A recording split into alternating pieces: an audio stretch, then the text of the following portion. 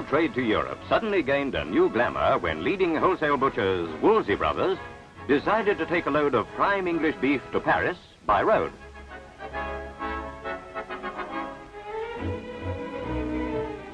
Complete with GB plates and laissez-passer, the trader made a midnight rendezvous at a Watford depot to load the beef for the direct run across England and France to the market in Paris.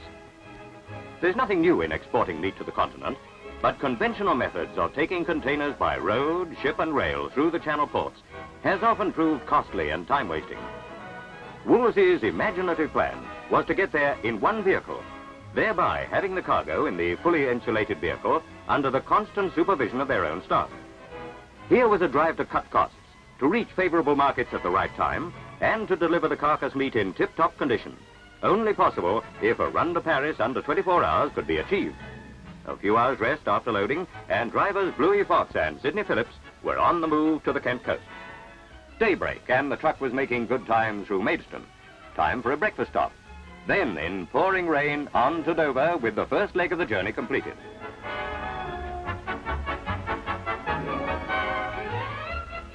Customs formalities apply to beef as well as to tourist brandy and nylons. The truck wended its way through the sheds like a giant among the cars collected for the Channel ferry.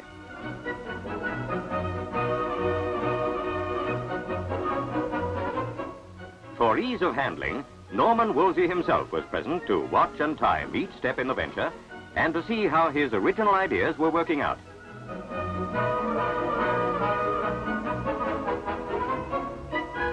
The Townsend ferry is now making regular runs to Calais with motor transport. This trip, the crew were very much on their toes. It was the first run of the season.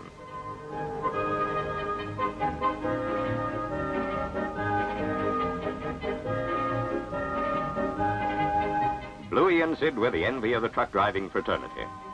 British drivers welcome any break in the routine of long hauls, and to sandwich a sea trip, however short, into the middle of a run is something to talk about. The voyage was spent in checking maps and stocking up with cigarettes for the long, fast run ahead.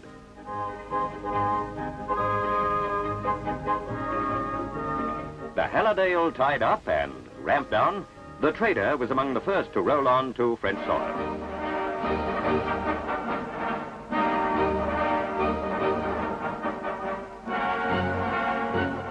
The drivers had a laugh at the antics of a press cameraman. Customs again, and a detailed examination of the cargo by port, hygiene and veterinary officials, plus Wolsey's French agents. The French officials were at first cautious of this piece of enterprise, but assured that all was well, they gave the all clear for Paris. All these delays were carefully timed, so that valuable minutes could be saved at some other stage when the regular service was established. Now the really exciting bit for Bluey and Sid.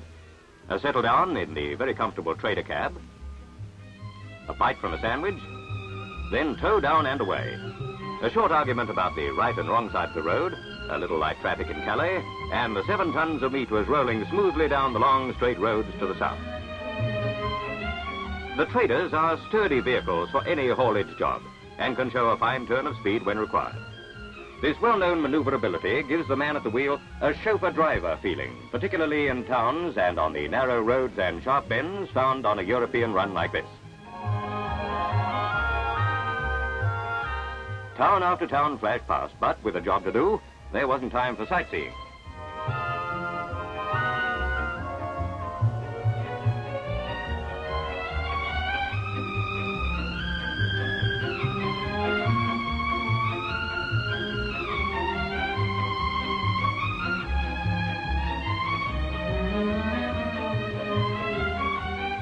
Late afternoon, and the trader on the outskirts of Paris. Nightfall, and Bluey and Sid pick their way through the streets to Les Halles, the Paris equivalent of Smithfield.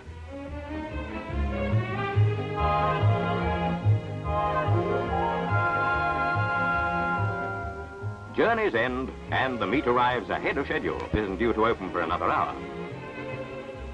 Whether or not the free trade area in Europe ever happens, there's clearly a great future for British trade in this type of no-change transportation to Europe.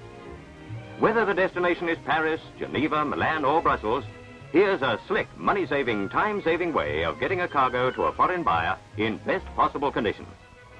And as far as meat's concerned, here's an end to unpopular shipping of livestock on the hoof.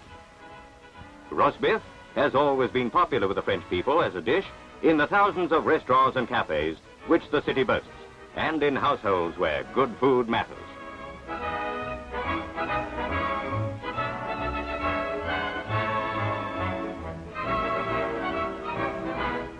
The French buyers were more than satisfied with the quality and condition of this first delivery, and now a regular series of deliveries will be put into operation, at first once a week, and then more frequently if the market is favorable. Woolsey Brothers are even talking about more runs to Brussels, Milan and Rome.